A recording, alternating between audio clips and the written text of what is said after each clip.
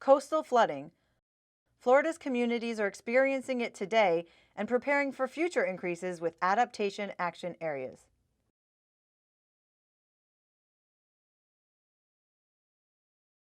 I'm Hardeep Anand, and I'm the Director of Public Works with the City of Fort Lauderdale.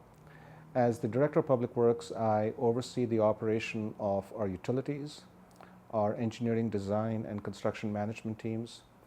I also oversee the Office or the Division of Sustainability, which is a part of Public Works. And I've been in South Florida since about 23 years now. So I'm very familiar with the challenges we face in this part of the country.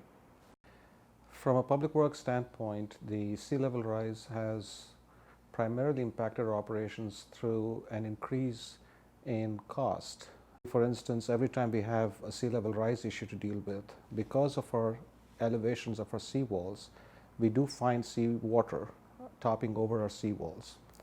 Eventually it finds its way into our system, and because we have a very tightly connected system of our canals, it impacts the quality of life of our neighbors and the citizens who live in the city as a whole.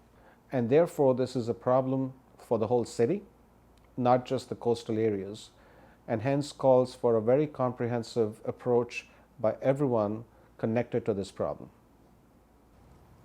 The Adaptation Action Area policies and guidelines will greatly foster and create a platform to forge and facilitate a partnership between local governments first, because we all face the same challenge here. Once we have that platform, which is existing now in the form of the Climate Compact or the South Florida Regional Planning Council, it becomes critical for us to start using all of the technological opportunities we have at our disposal. The challenge that we face will definitely require something that is innovative and incorporates procedures that are out of the box. And one of the things we should start doing is we have to look beyond us so that we can start incorporating best management practices from everywhere we can find them, and start developing policies that are continuously revisited, so that as we learn from our day-to-day events, we are able to adapt to the solutions that we have to devise to meet those challenges. On June 17, 2014, Fort Lauderdale Commissioners voted unanimously to transmit an Adaptation Action Area Comprehensive Plan Amendment to the state.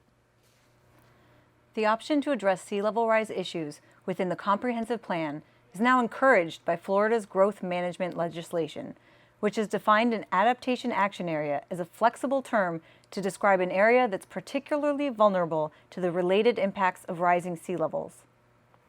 Adaptation action area considerations can be weaved into planning and zoning, land use, infrastructure, and budget plans.